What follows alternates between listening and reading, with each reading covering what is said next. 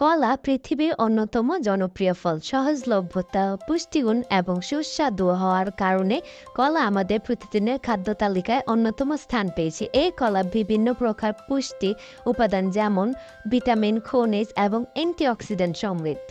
এই উপাদানগুলো আমাদের দেহে বিভিন্ন কার্যকারিতাকে সমর্থন করে এবং সুস্থ জীবনের জন্য অপরিহার্য। কলা খাওয়ার উপকারিতা নিয়ে বিস্তারিত আলোচনা করা হলো। কলা খাওয়ার উপকারিতা: ১. পুষ্টিগুণে ভরপুর। কলায় রয়েছে প্রচুর পরিমাণ পুষ্টি উপাদান।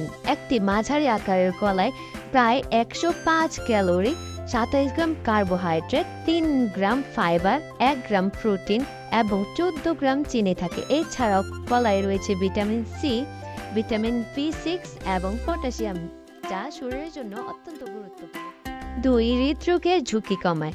কলায় উচ্চমাত্রায় পটাশিয়াম থাকে, যা রক্তচাপ নিয়ন্ত্রণে সাহায্য করে। উচ্চ রক্তচাপ হৃদরোগের অন্যতম কারণ।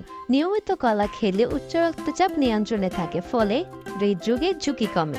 ৩. হজম শক্তি বৃদ্ধি করে। কলায় থাকা ফাইবার হজম শক্তি বাড়ায় এবং কোষ্ঠকাঠিন্য দূর করতে সাহায্য করে এবং পরিপাকতন্ত্রকে সঠিকভাবে কাজ করতে সাহায্য করে।